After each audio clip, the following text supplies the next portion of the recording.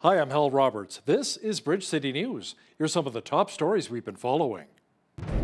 A bombshell today in court as the trial continued for Anthony Olenek and Chris Carbert being charged with conspiracy to commit murder. The Alberta government announced that millions of dollars more will be going towards testing and screening in Alberta to help combat prostate cancer. And we hear from a Saskatchewan farmer who says two men who said they were from SpaceX visited his property to collect spacecraft debris. Your nation, your province, your southern Alberta. From the heart of Lethbridge, it's Bridge City News with Hal Roberts. Thanks so much for joining us. The trial for Anthony Olenek and Chris Carbert continued into this week as an undercover police officer posed as a supporter met with the jury today to present an alarming case. BCN's Landon Hickok was at the trial today and has more outside of the courthouse. Landon? That's right, Hal. The trial is continuing for the two men, Carbert and Olenek, on charges against them on conspiring to murder police officers as well as illegal arms possession at the Coutts border blockade during the Freedom Convoy protests of 2022.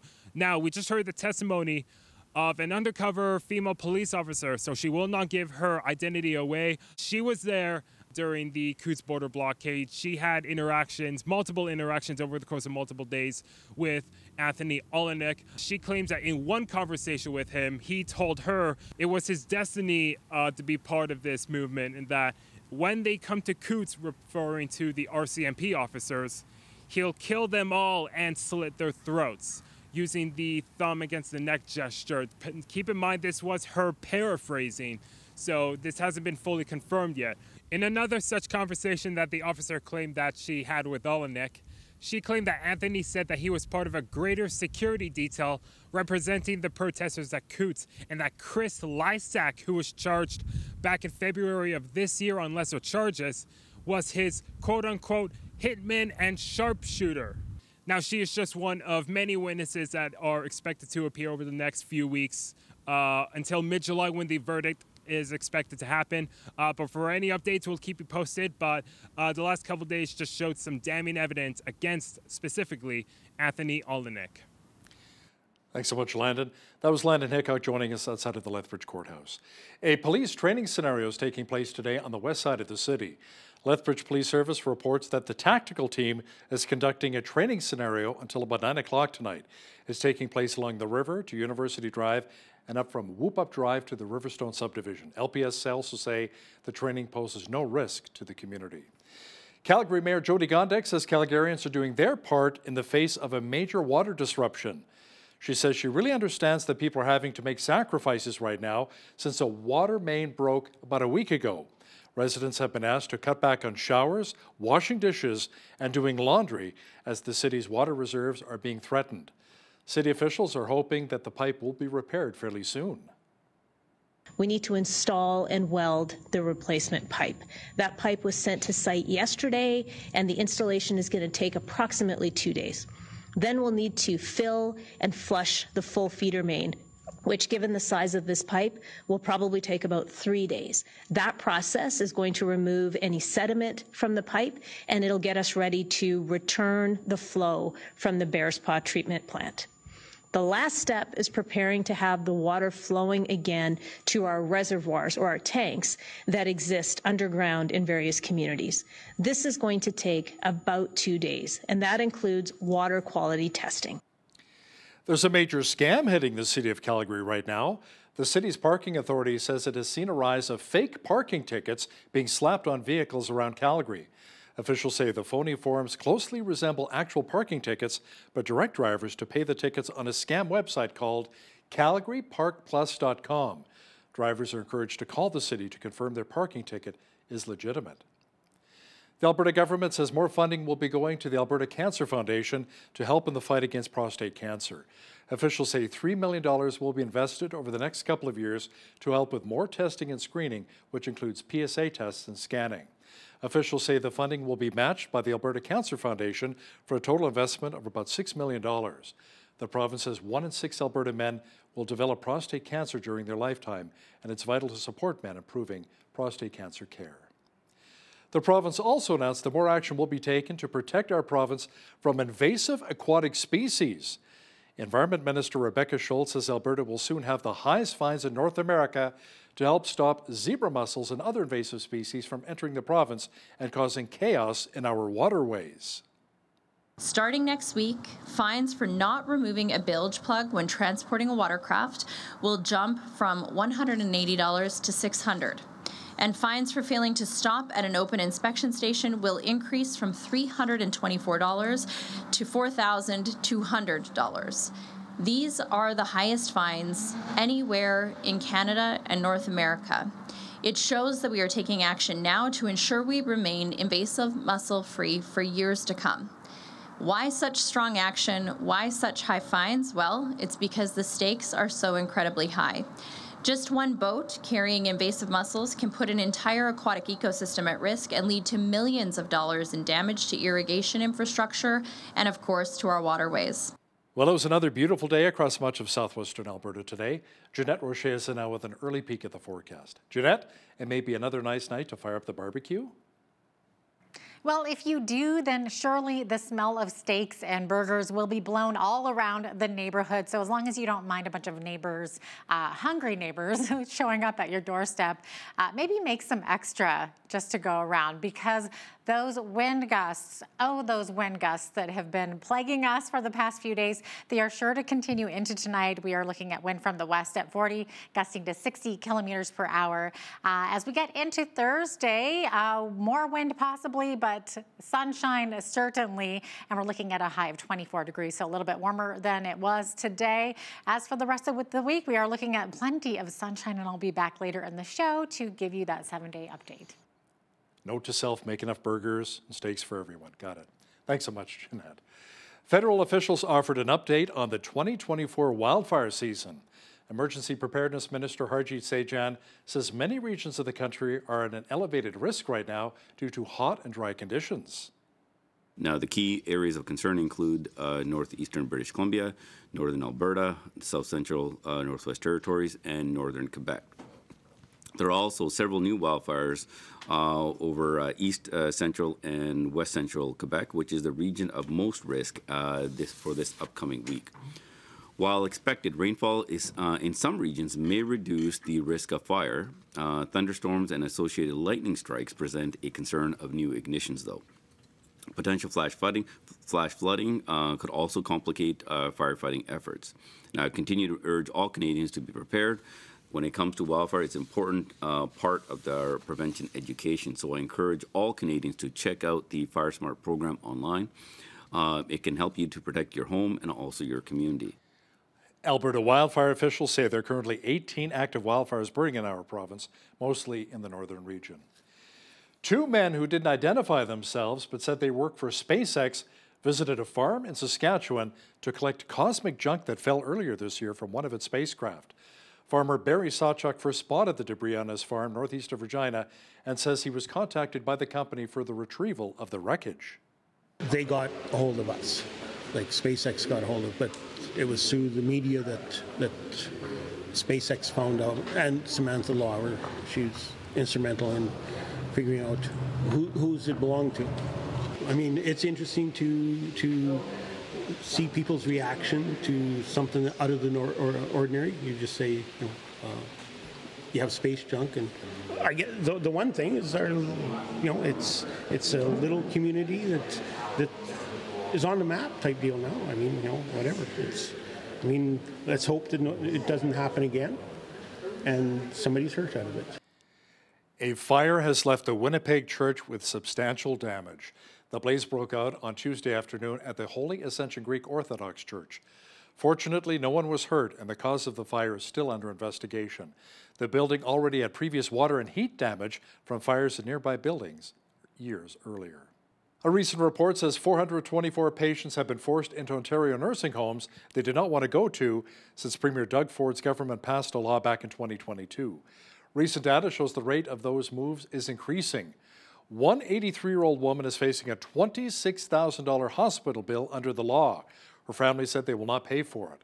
The law says hospitals can send discharged patients needing a long-term care bed to nursing homes, not if they're choosing, up to 70 kilometers away if spaces open up there first. If patients refuse, hospitals can then charge them up to $400 a day. U.S. Secretary of State Anthony Blinken says the war in Gaza would go on after Hamas proposed numerous changes to a U.S.-backed ceasefire plan. Many believe that plan is not workable. Speaking in Qatar, Blinken says the United States and other mediators will keep trying to close the deal. Hamas has proposed numerous changes to the proposal that was on the table. We discussed those changes last night with Egyptian colleagues and today with the Prime Minister. Some of the changes are workable, some are not. Here, in a nutshell, is where we stand. A deal was on the table that was virtually identical to the proposal that Hamas put forward on May the 6th. A deal that the entire world is behind, a deal Israel's accepted, and Hamas could have answered with a single word: yes. Instead, Hamas waited nearly 2 weeks and then proposed more changes, a number of which go beyond positions that it previously taken and accepted. Many governments here in the Western world are very concerned about the amount of proxy wars Iran is funding, including the money being dished out to Hamas, Hezbollah, and the Houthis. Middle East expert Jonathan Spire says Iran's influence in the Middle East is becoming even more dangerous, and the country itself is really struggling.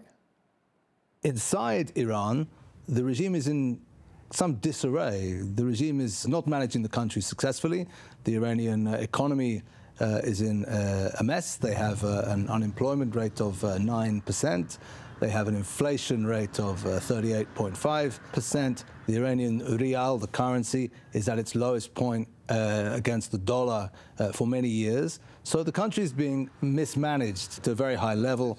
The supreme leader, Ali Khamenei, is old, in his mid-80s.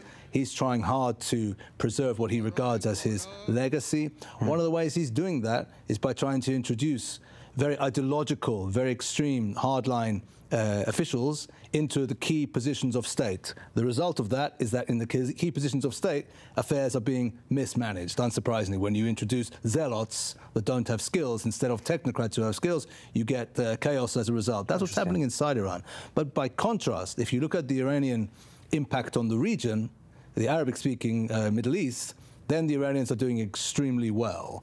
And that is because in a specific area of activity, and maybe only in that area of activity, but it's an important area of activity, the Iranians excel. And that is in the area of building political and military proxy organizations across the region so that they can serve the interests of Islamic Republic of Iran.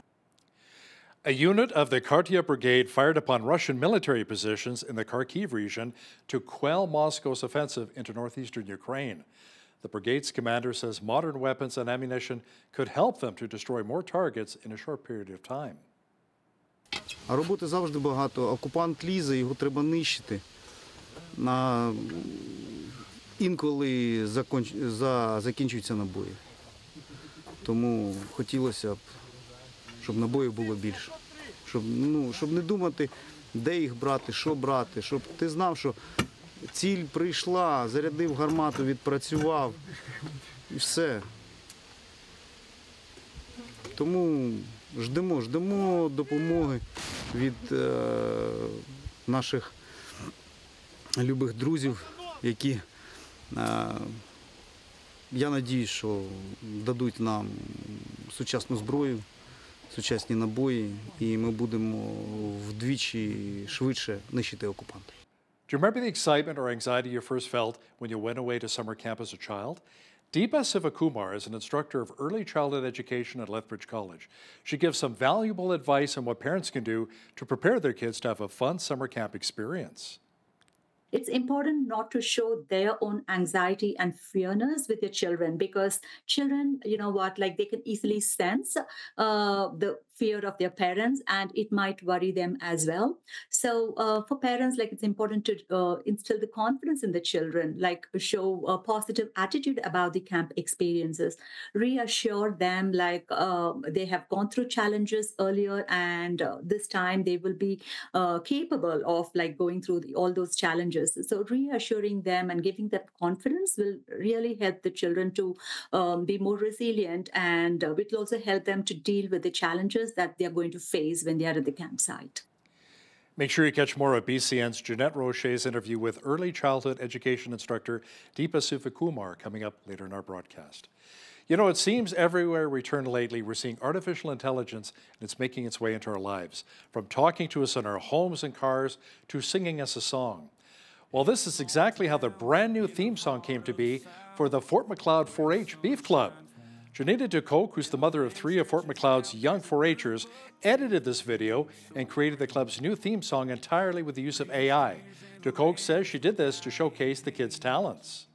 The kids worked really hard, so it was really cool to kind of put all of that into a song. And we'd wanted to do a 4-H song for a while, but it was like none of us had the vocals to kind of back it up. And then it just one day kind of was like, oh, I'm just going to Google it and see what I come up with. I had to do like a lyric one and then generate that. And then I had to put it into a different like song one.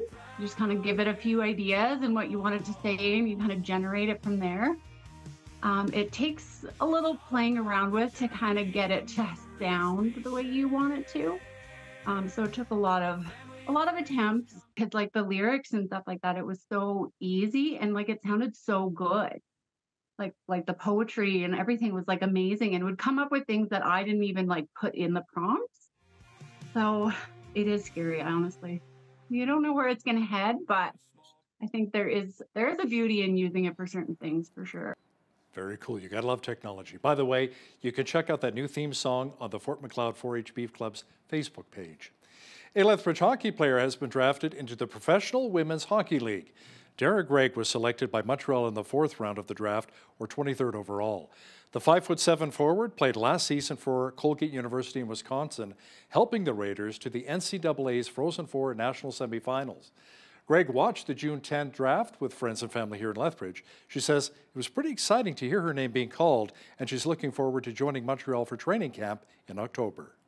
I was definitely a little bit surprised initially, definitely overwhelmed with emotion. I was expecting to go a little bit later, and obviously didn't know exactly who I was going to get chosen by, so it was a rush of emotions, and to have all my family and friends around was pretty exciting and awesome as well.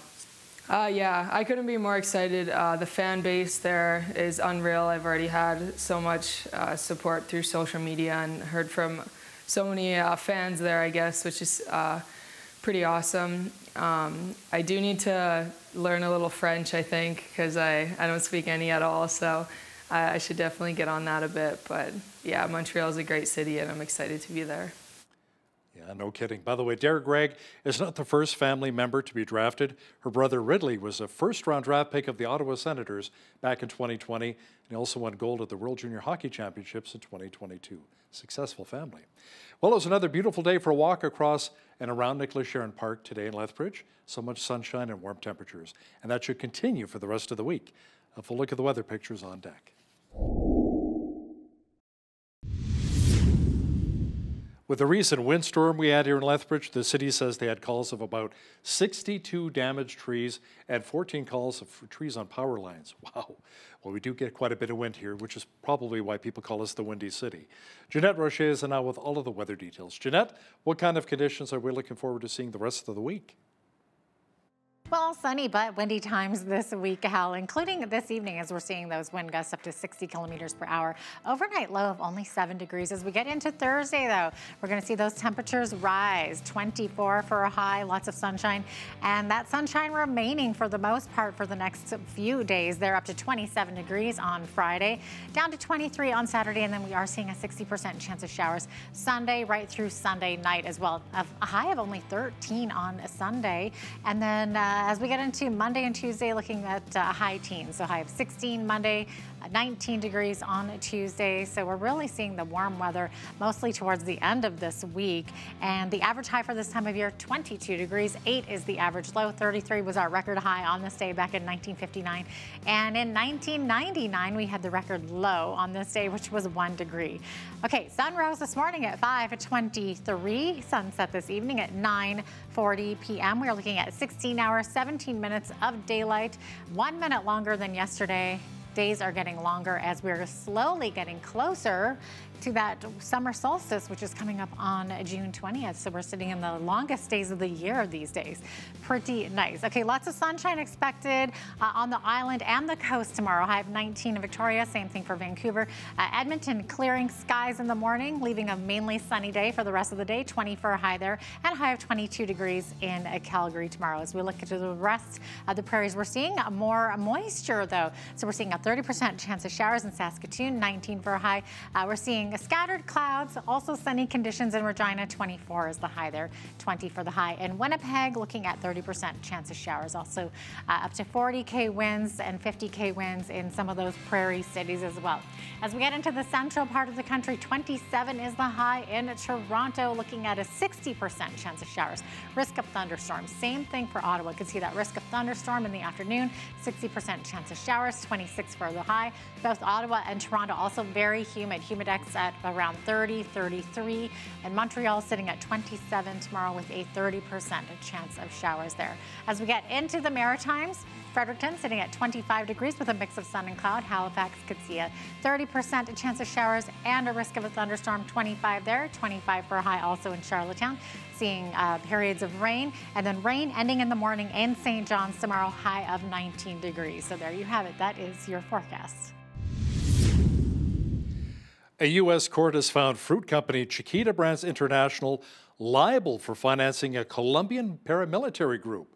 The United Self-Defense Forces of Colombia was designated by the United States as a terrorist organization at the time. Following a civil case brought on by 8 Colombian families whose relatives were killed by the AUC, Chiquita was ordered to pay more than $38 million in damages to the families. Company officials say they intend to appeal the jury's verdict, arguing that there was, quote, no legal basis for claims.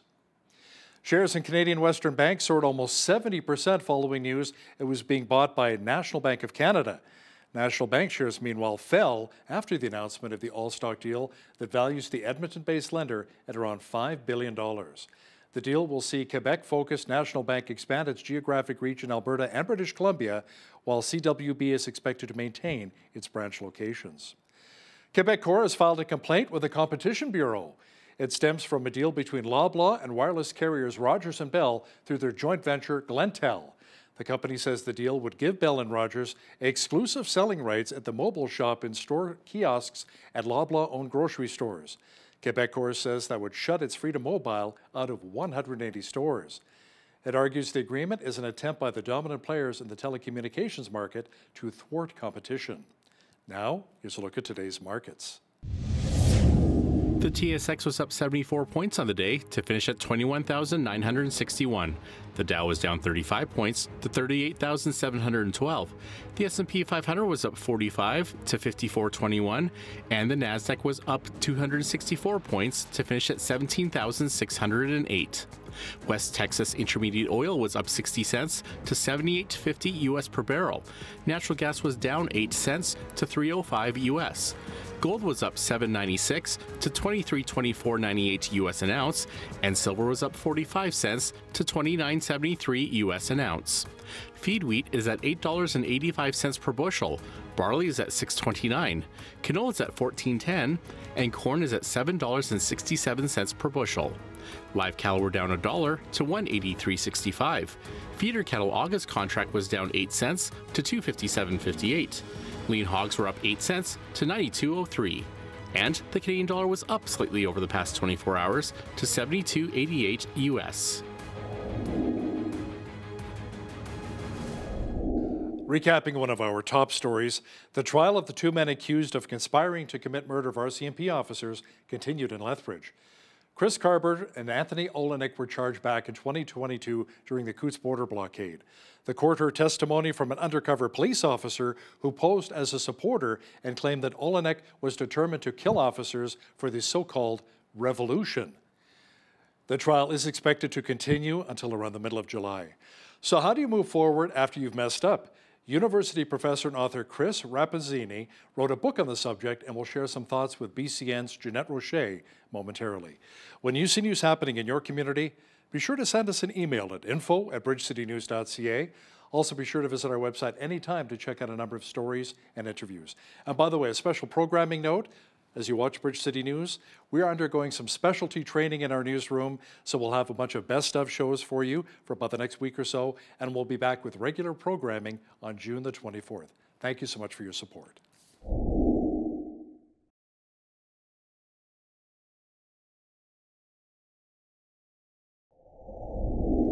Well, I think it's safe to say we've all messed up somewhere along the way, but is there a way to own up to our wrongs and get a fresh start? Maybe we need to start over again for the third or fourth or even 10th time. Our guest today is Dr. Chris Rappazzini, a professor of leadership at Anderson University, a leadership life coach, and the author of Moving Forward After Messing Up, A New Future with the God of Second Chances. Welcome to Bridge City News, Dr. Rappazzini. Great to have you on today.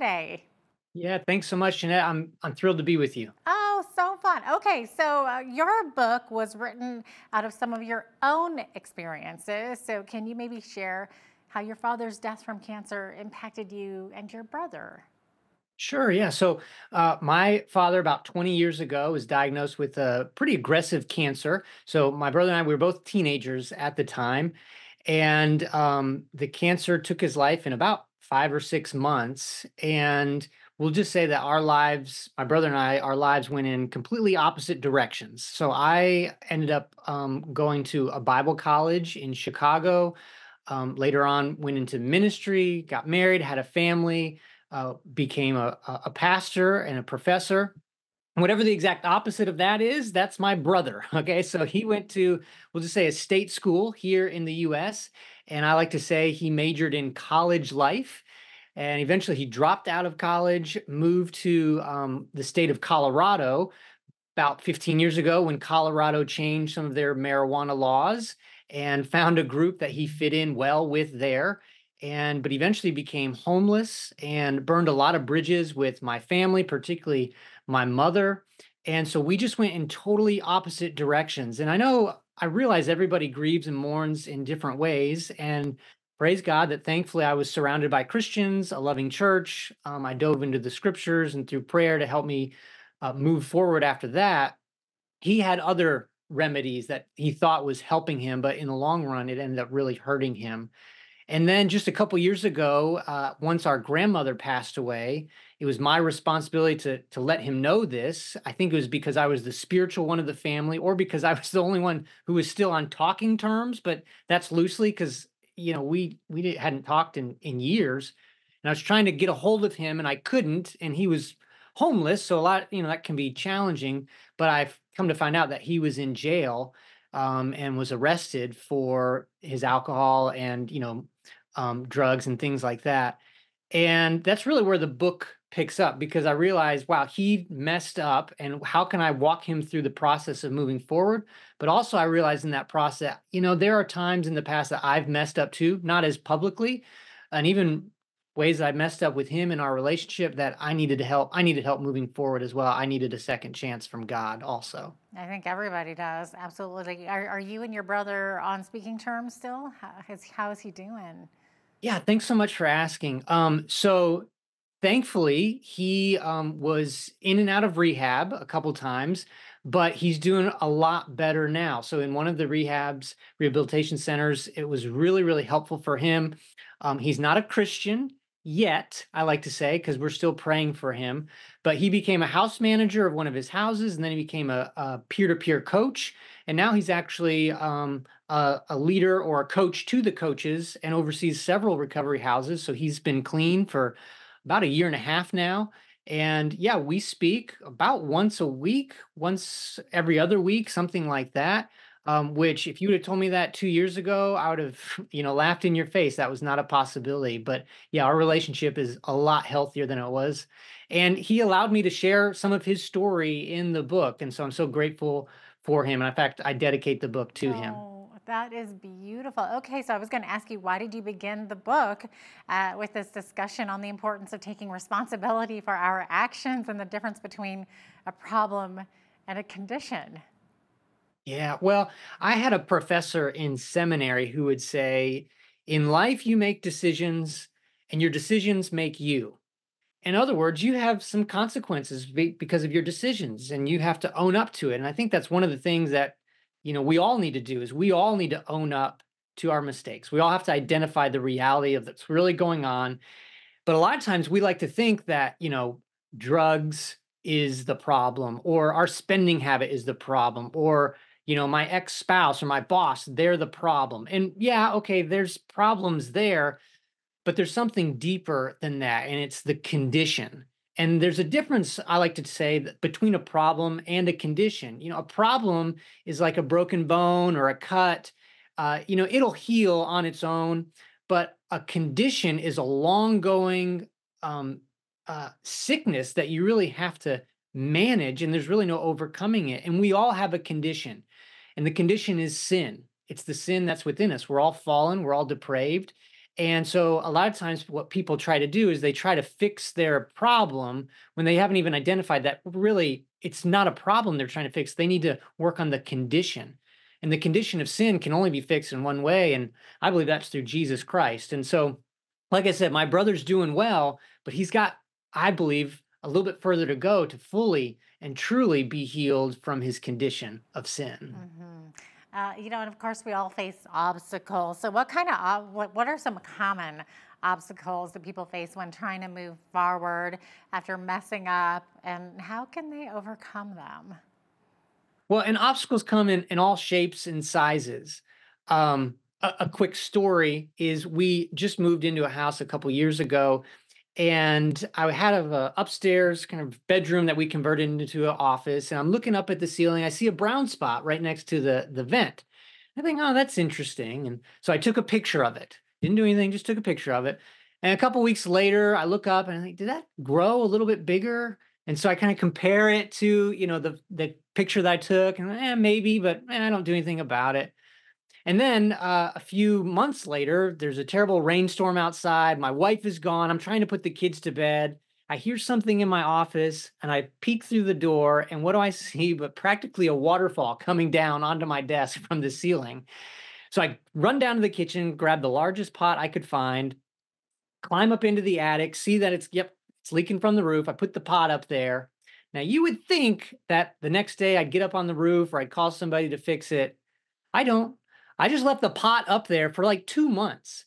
And it wasn't until I saw a roofer on my neighbor's house next door that I decided, I think I should probably do something about this. So I finally talked to him. He looked up on the roof. He's like, yeah, you got a hole up here. You got a leak. That's why the water's coming in. I say all that because there's a word for that, and it relates to obstacles.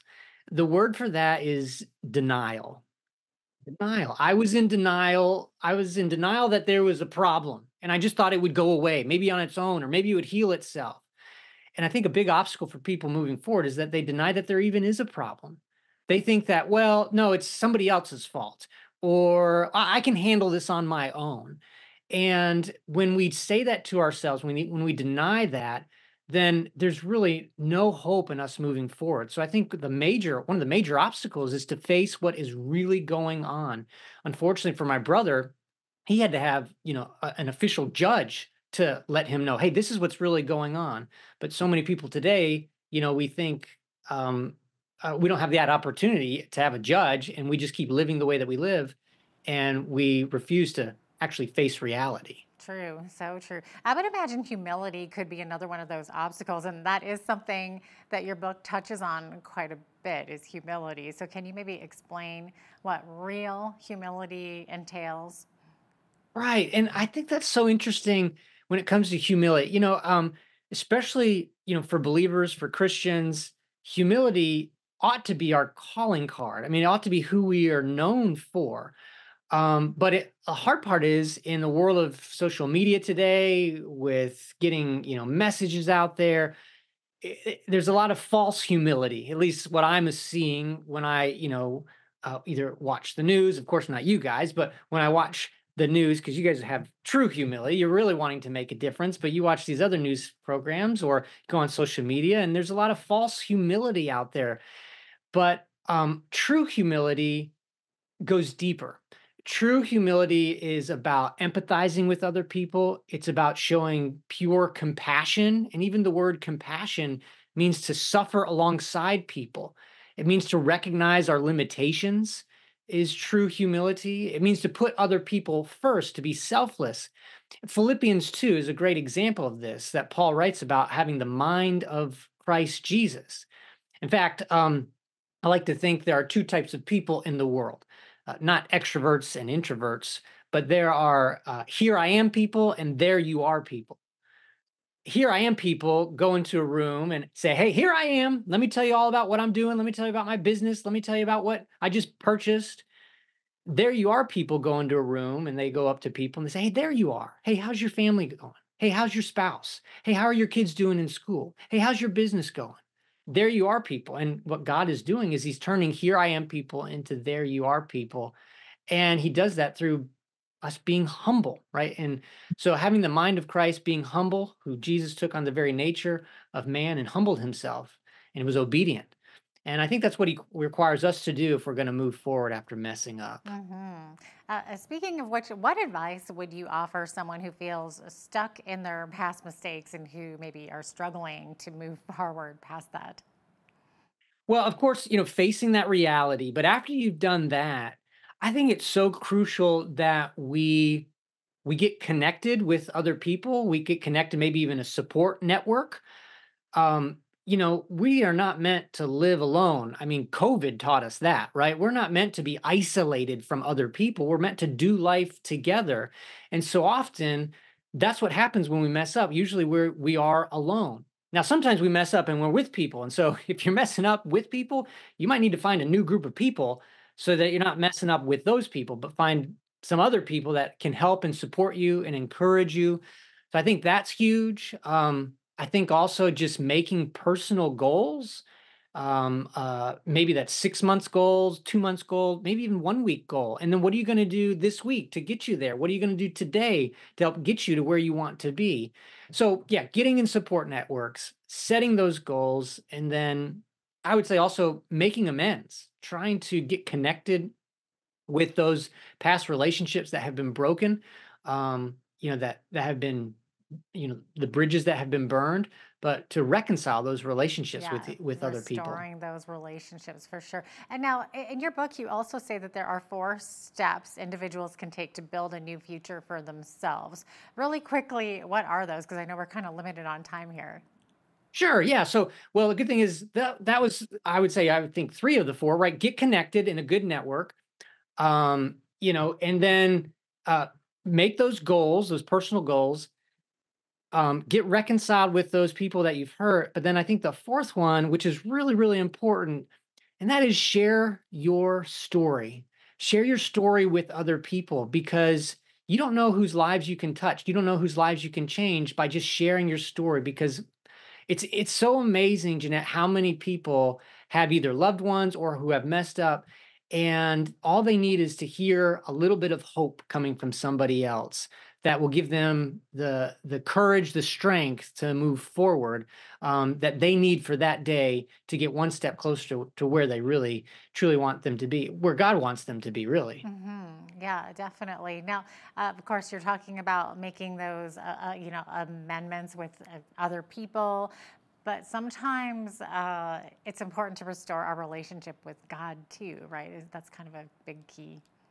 Yeah, I honestly, Jeanette, don't know how people can make it without him, without Jesus in their life. And I know, and my brother's he's doing okay in the world's eyes, and you could go to jail, you go to rehab, you could pay a lot of money. You could spend a lot of time, but if you really want to move forward, I'll tell you the best way, the quickest way, the cheapest way is get to know Jesus. read the scriptures, because he's in the business of cleaning up people's messes. That's what he does. In fact, the Bible is a book about people who've messed up. Just go through the litany of characters. They've all messed up. And yet God continually offers them chance over and over and over again. And yeah, can you move forward, without him? Maybe for a while, but ultimately the only way is to truly surrender your life to him, because he's the one who can ultimately clean you up. He's the one who can ultimately restore any kind of broken heart and broken relationships. Yeah, you often hear that he's the God of second chances. What if we mess up that second chance or third chance or whatever it is? Yeah, the editors and we went back and forth on the title or the subtitle, God of second chances, because, well, he's the God of third chances, fourth. He's the God of multiple chances, really. And it's true. We all will mess up. I talk about how when we were teaching our daughter to ride her bicycle without training wheels, I thought she'd get it in a week. It took her like 2 summers of, falling down. And she would, she would keep complaining, Daddy, I keep falling. Daddy, I keep falling. But then one summer, it was one day, just like any ordinary day, she went out there, she tried it on her own, and she got it. Now, did she magically, wake up that day and, things were changed? No, but she had built the muscle memory to keep moving forward, that now she can ride her bike, of course, without any problems, going uphill, downhill, whatever. And it's the same with us we mess up. We do it, but thankfully God's there standing on the shores of our lives, just like he was with the Apostle Peter in John chapter 21, and he restores our relationship with him. He reinstates us, and it's the muscle memory that we've gained from the falling down that we can get back up and continue our journey with him. Great advice there. Thanks so much for being with us today, Chris. It looks like we're out of time here, but we appreciate having you on. Yeah, my pleasure. Thanks so much for having me. Professor Chris Rappazzini is the author of Moving Forward After Messing Up, A New Future with the God of Second Chances.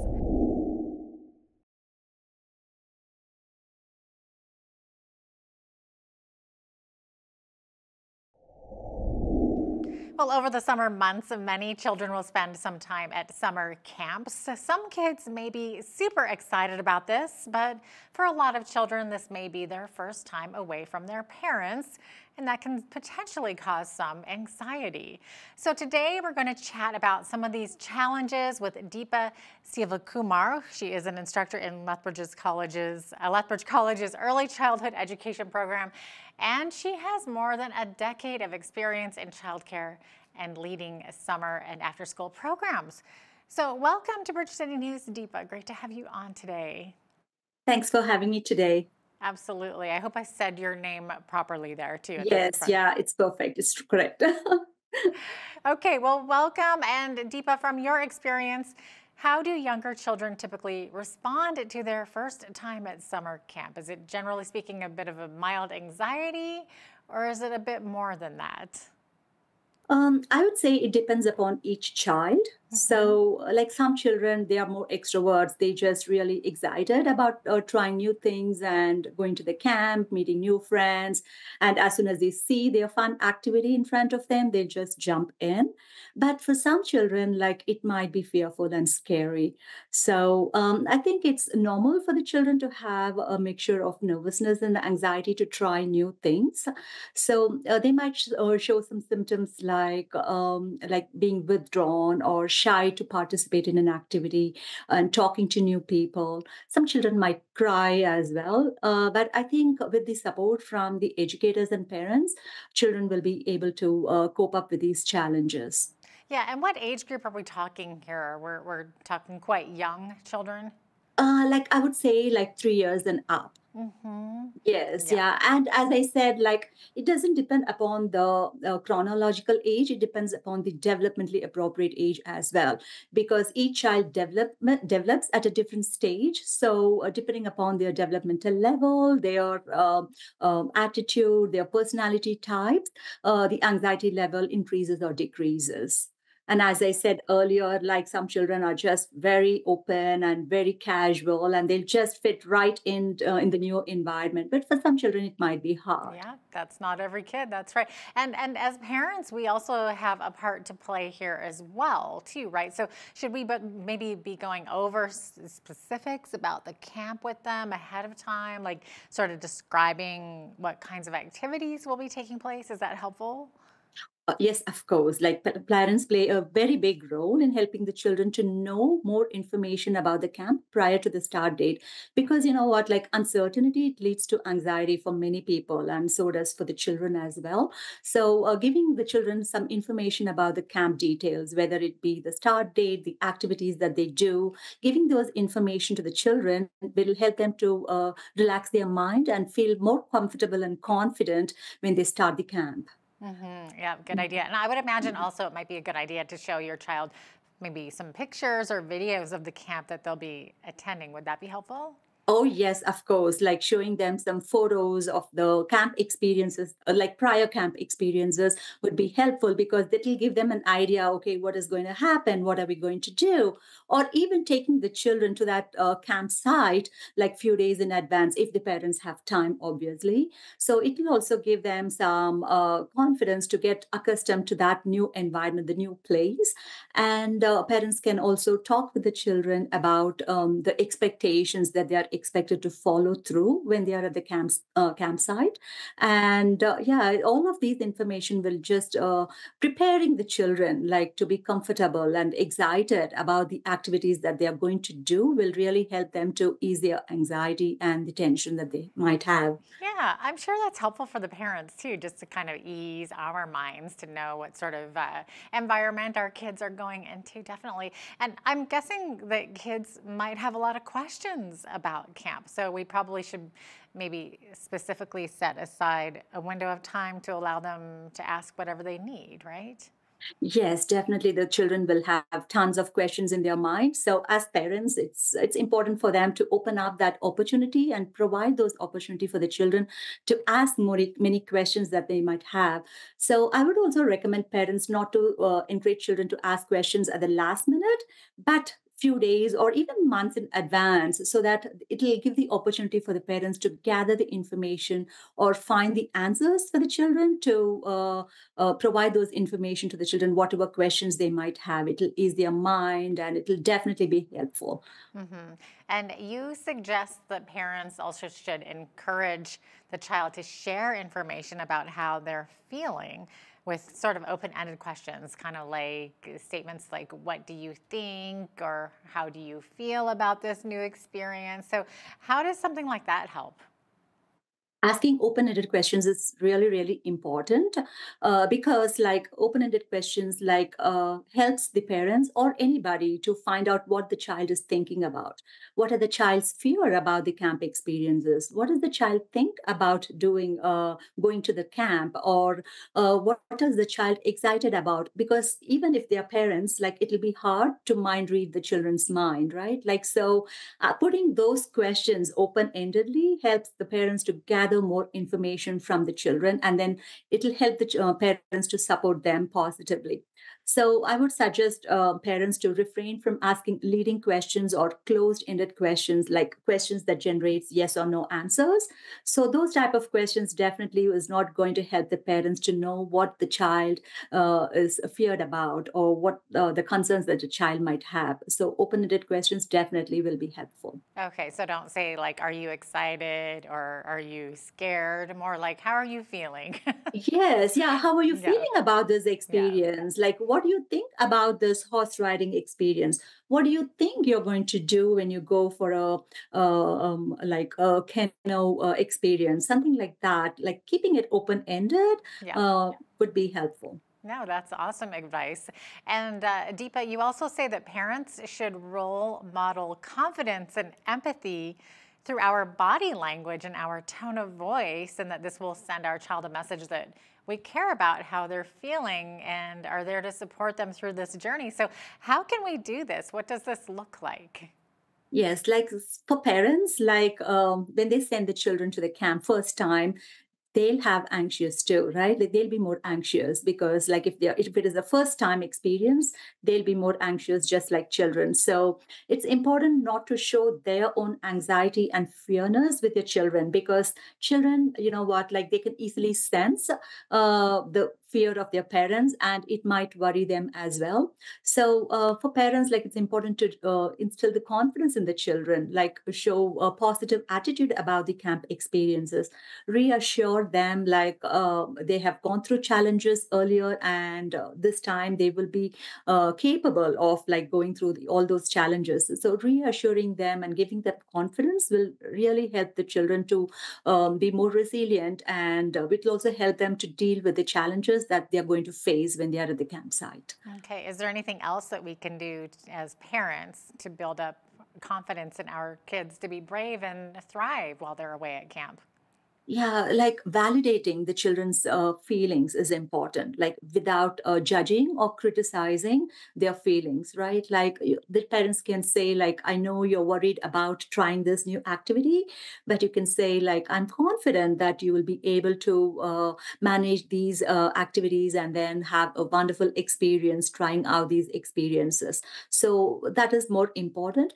And also, like, for parents, it's important for them to believe in the child and because like not comparing the child to their own personal experiences. They might have had a great experience when they went to a camp when they were in their childhood, but it might not be the same experiences for their own children. So being honest with the child, like reassuring them that there will be ups and downs at the camp and letting them know that there will be supports and they can reach out for help and also providing them tools and resources to manage their emotions when they are tensed and stressed would also be helpful. Okay, well, this is all good advice, but what if parents have tried all of these things that we've been talking about, but the child is still showing a lot of anxiety? Is this something to be alarmed about?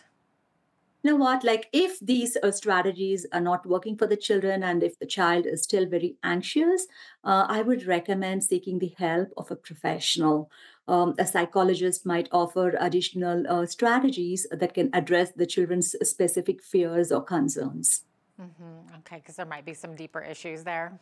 Mm-hmm. Interesting. Okay. Yeah. Now, Deepa, you suggest that it may be helpful to help your child relax by taking some deep breaths to focus on positive things rather than on fear and to maybe play some calming music. That's helpful?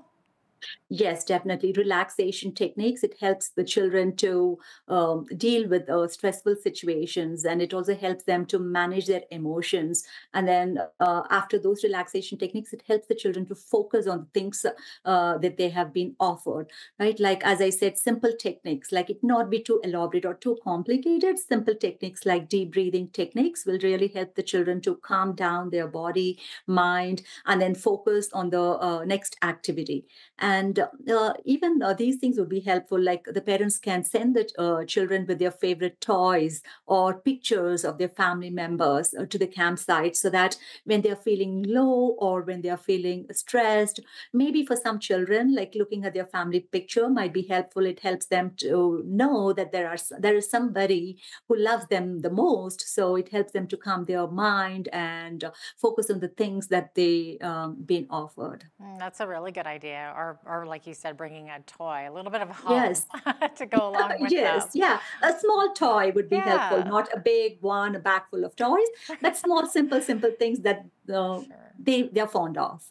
Now, would it be helpful if your child is able to attend a camp with some kids that they already know from school or maybe a sibling or a cousin of theirs? Yes, yeah. I think it would be really fun and exciting for the children to join the camp where they know somebody, might be their friend or a cousin or a family member. Definitely, like it is advantageous because they will look forward to the new experiences, to spend more time with their loved ones, and also to together they can explore many different things. But one thing I just wanted to remind parents when they enroll their children, especially when they have two or more children, children is that to remember that each child is different. As I said earlier, every child is different, even if they are siblings. And the children should be placed in camps based on their interest, not because if one child is interested in water sports, it doesn't mean that the other child, even though the child is a sibling, would be interested in the same kind of water sports. So then enrolling both the siblings in the same kind of activity would not be a wonderful experience for both the children. So just to keep that in mind when they enroll their child in the camp would be beneficial. Mm-hmm. Now, Deepa, you believe that creating routine is very important for children. So do you mean getting your child used to the routine at camp by doing something similar at home in advance, or just more in general? I wouldn't say doing a similar kind of activity at home would be beneficial, because then they will lose interest. If they're doing the same activity at home, then it won't be fun when they're doing at the campsite. I would say using the same routine is about the day-to-day routine life, because the school is going to get over and children are entering into the summer month. They wanted to sleep in, all of those things. But all of a sudden, when you ask the children to wake up 8 o'clock and to go to the camp, it might be hard for the children to adjust immediately. So establishing that routine, the camp timings, maybe adjusting the sleep time, or having an activity time or play time based on the schedule provided by the campsite would be beneficial. So it also help the child to get easily adjusted when they start the camp experience. Oh, that's a good idea. Now, what about, would it be a good idea to role play with your child, how to respond at camp if something maybe goes wrong? Yes, role playing, it definitely helps. You can role play with your child for different things, like for problem solving skills, how to talk to a new person, or how to manage your emotions when you're down or when you're feeling stressed. So role playing all of these scenarios with the child will help the child to get prepared when the child actually faces those kind of situations when the child starts in the camp. Okay, great. Any final advice for parents on how to prepare their kids for summer camp? I know we talked a lot about we just have a short time left. So if you want to give us any final advice. The final advice is just involving the children in the process of this experience, right? Starting from enrolling them at the camp experiences based on their interest, and then preparing them, just purchasing their clothes or the equipments ready for the camp would be helpful, or all of these things, being mindful of that and talking with the children about the camp experiences and the activities that they'll be doing would also be helpful. Okay, great. It looks like we're out of time here, but thanks so much for being with us today, Deepa, for this very interesting conversation, a good education for parents too. Okay, thank you very much. Thanks for having me. Absolutely. Deepa Siva Kumar is an instructor in Lethbridge College's Early Childhood Education program. I'm Jeanette Roche on behalf of all of us here at Bridge City News. Thanks so much for watching.